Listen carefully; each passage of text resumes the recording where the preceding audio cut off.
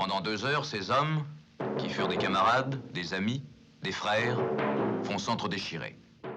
Attention, chef-d'œuvre. Marie-Octobre, un film de Julien Duvivier. La première raison de le voir, c'est que Julien Duvivier, c'est un des plus grands metteurs en scène du cinéma français, un peu oublié, c'est dommage. C'est lui qui a réalisé Pépé le Moco, La Bandera, La Belle Équipe, 3 films qui ont fait de Jean Gabin une star.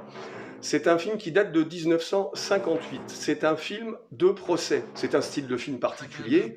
Et ce qui est amusant, c'est que ce film de procès sort 1 an après un autre film de procès très connu qui s'appelle 12 hommes en colère, film américain de Sidney Lumet. 12 jurés se réunissent à la fin d'un procès pour décider du verdict. C'est un chef-d'œuvre avec Henri Fonda. Là, Marie-Octobre, c'est un procès privé, si on peut dire.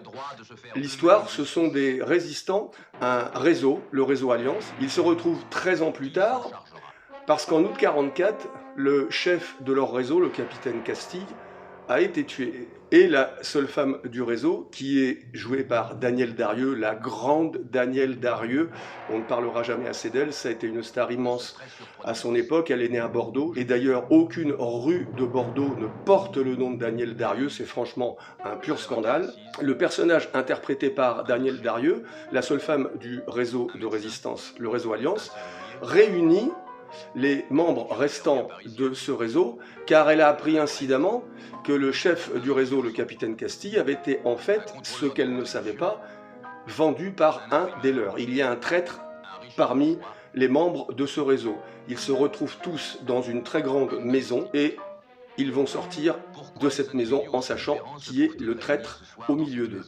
C'est un film extraordinaire et aussi par sa distribution. Danielle Darieux, Paul Meurice, Bernard Blier, Lino Ventura, Noël Roquevert, Paul Francoeur, Robert Dalban, j'en passe.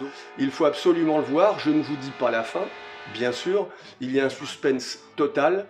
La fin est d'ailleurs extraordinaire parce qu'on ne s'y attend pas du tout. Il est en noir et blanc alors qu'on tournait déjà des films en couleur depuis bien longtemps.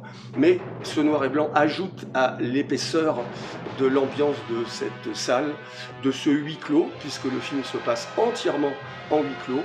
Il a été tourné bien sûr en studio. Et vous allez voir que vous prendrez de passion pour Marie-Octobre, Julien Duvivier, 1958.